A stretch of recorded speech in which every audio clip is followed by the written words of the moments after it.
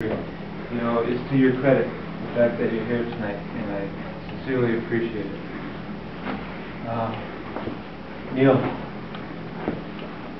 I hope you do really, really well. You will make a great elected representative.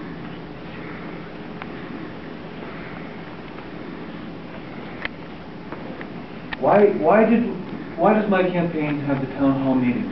Why are we using this as the format instead of the typical campaigning? This has been the hallmark. This is like the 27th, 28th one of these that we've done. And what made me decide to run was the fact that I was petitioning our Congressman, John Oliver. I've been petitioning him over the health care bill for quite some time. And I've been emailing him, I've been hard mailing him, and calling his office, going to his office in Holyoke and down in Washington, D.C. And the man was completely unresponsive to my petitioning and the petitions of many, many people in the 1st District of Massachusetts. About the best I got was a form letter one time thanking me for my support. And then I met this staff person down in Washington, and she said John is in favor of universal single-payer health care, and nothing you say will sway him, so there's no use in talking to the guy. So they basically said, you know, we're not interested, go shut up. And I looked about me, and this seems to be systemic in Congress. It's not just him. Richard Neal, right next door, the exact same scenario goes on over there. One lady that approached me since I've been campaigning told me that she was having a conversation with John Oliver a few years back, and a subject came up on which they disagreed, and he said, "Oh, you're not my constituent anyway." You know, that's the attitude that most of these people possess, and I found that to be unacceptable.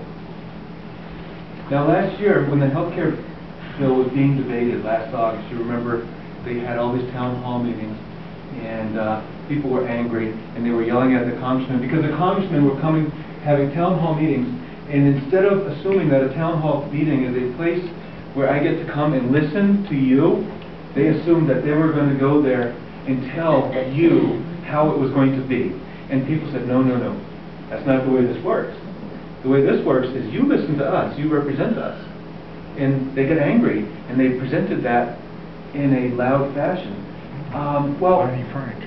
Yo, wasn't he disgusting? That little girl, you know, she might have been out of her mind a little bit, but that little girl was making a point to him, and he excoriated her and called her crazy in front of a crowd of people. And you know what that little girl did to him? She made him have a primary run, and that girl garnered 20% of the vote in the primary.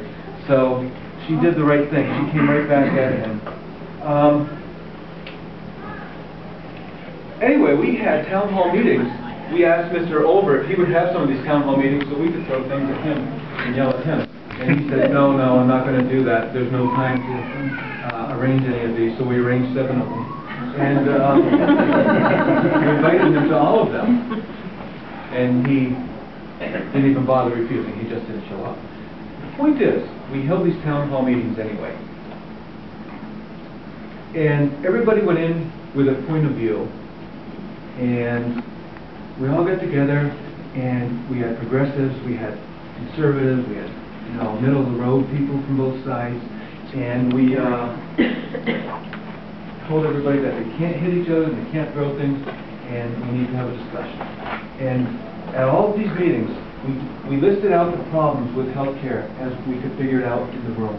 And then we started listing out solutions, and they hammered out, you know, once they got past being different ideological philosophies, they hammered out real solutions to the problems with healthcare today. And they were almost universal answers at these meetings. And we submitted these to Congress, and they ignored all of them, and they passed what they passed anyhow.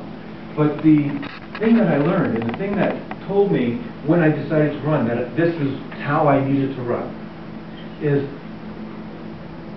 the 1st District has the answers to all the problems. And it's not in here. It's out there. And in America, We know the answers to our problems, and they're not in the House of Representatives, and it's not in the Senate. It's out here. It's out with the people. The people in this country will be this country's salvation. Not 535 people up in Washington. That's not our salvation. Our salvation is coming from you. So, I've included that if I'm asking you to allow me to be your representative, I need to represent you. And I can't represent you unless I listen to you. So, I started hosting the town hall meetings to show you what I think you should be used to on a normal basis while I'm in office. You see, while I'm in office, I want to have these meetings. I don't want to be down in Washington all the time, because that's not where the best work gets done. That's where they're actually destroying the country. The best work is done here. It's listening to you. It's getting your point of view. It's finding out what you want me to do on your behalf. And that's what I intend on doing.